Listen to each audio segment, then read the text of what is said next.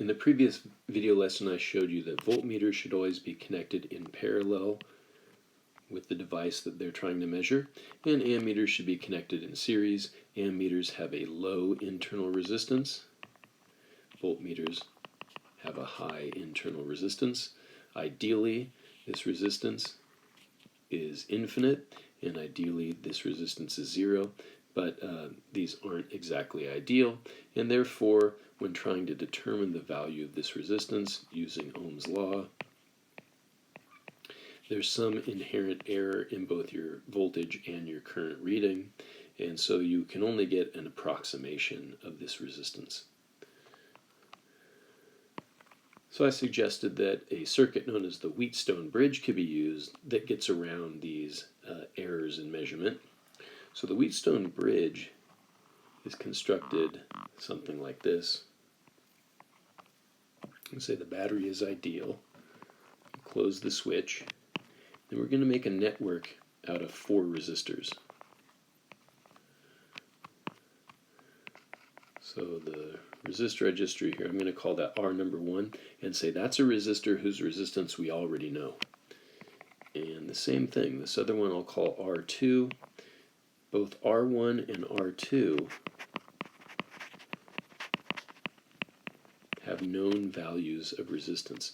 So now we'll say this resistor here, that's the one we'll say we're trying to find the resistance of. That's the mystery resistor, the one that we would otherwise connect a voltmeter in parallel with and an ammeter in series with. So we just need a 4th resistor.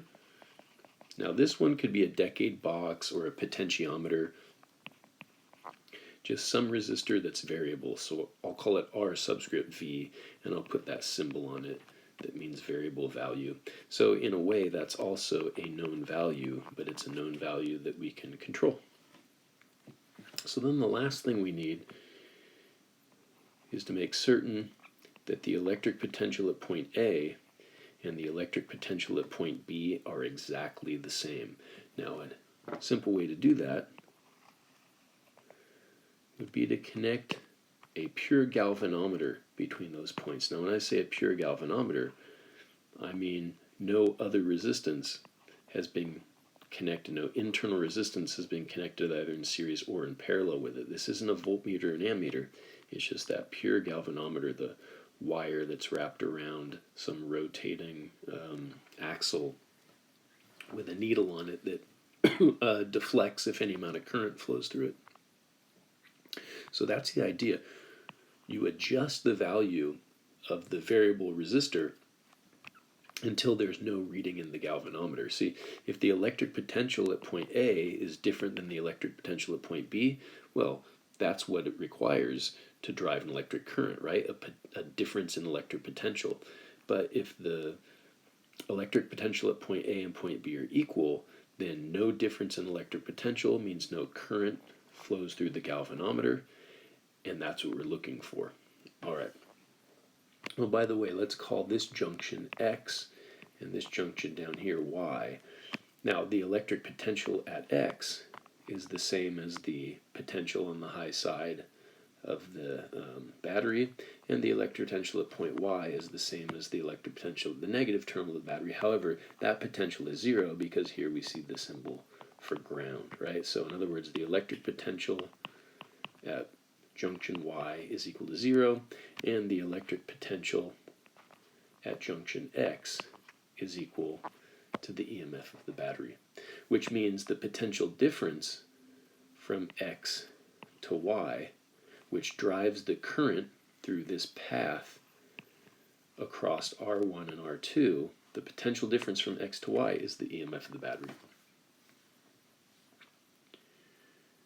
So current flows through the battery, it flows through the switch, it makes it to this junction X, and then some of it takes the path to the left, we'll call that I subscript L, the current going on the left path, and then some of the current that flows into this junction X goes through the unknown resistor and the variable resistor, we'll call that I subscript R for the current on the right. And because we're going to adjust the value of this variable resistor so that there's no reading in the galvanometer. We know there's no current to the right or to the left from A to B. So this current that I call I left is just one amount of current flowing through R1 and R2, and likewise, whatever current flows through the unknown resistor gets to point B, which is not serving as a junction because there's no current through the galvanometer, because we're going to make it so by controlling this variable resistor. So that's it. So here we have it all diagrammed again.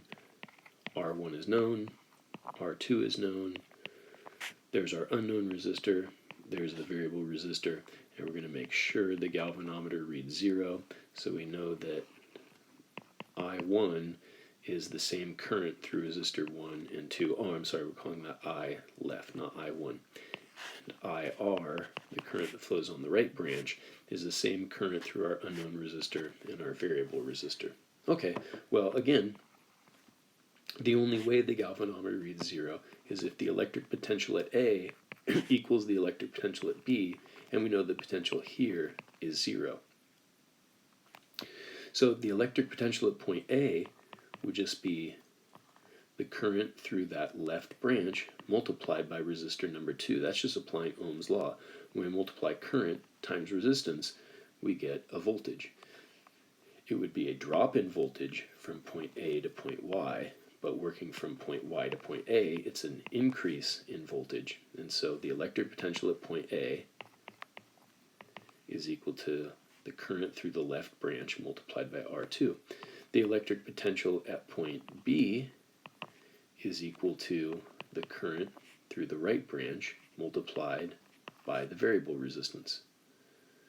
There's another way to find the electric potential at point A. So we could take the electric potential at junction X, which is equal to the EMF of the battery, because we have the symbol for ground, which means V equals 0, which means the negative terminal of the battery is V equals 0, which means the electric potential at point Y is V equals 0. Yeah, so the electric potential at junction X is the EMF of the battery. So if we take the EMF of the battery and subtract from that the current through resistor number 1, which is I left, times resistor number 1, that gives us the electric potential at point A. And in the same way, the electric potential at point B would be the EMF minus the current on the right times the unknown resistor. But we're trying to suggest that the potential at A and the potential at B are equal. So if EMF minus I left times R1 is equal to EMF minus current on the right times the unknown resistor, we can just subtract EMF from both sides of the equation, multiply both sides of the equation by -1.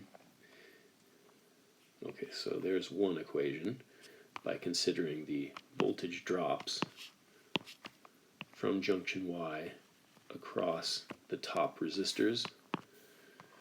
We also have these two expressions, and again we're trying to say that potential at A equals potential at B, so we're setting current on the left times resistor number 2 equal to the current on the right times the variable resistor. So if I were to divide equation number 1 by equation number 2, current on the left cancels out, current on the right cancels out, and we just get this expression R1 over R2 is equal to our unknown resistance divided by the variable resistance. So the last step is to cross multiply, and we find our unknown resistance is equal to the variable resistance times the ratio of R1 over R2. Now keep in mind, R1 and R2 are both known.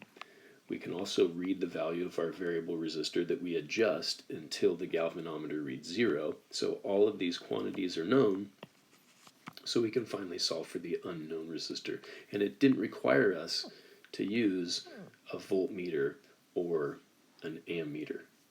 Yeah, so the Wheatstone Bridge is a way to effectively measure resistance with no inherent error of measurement.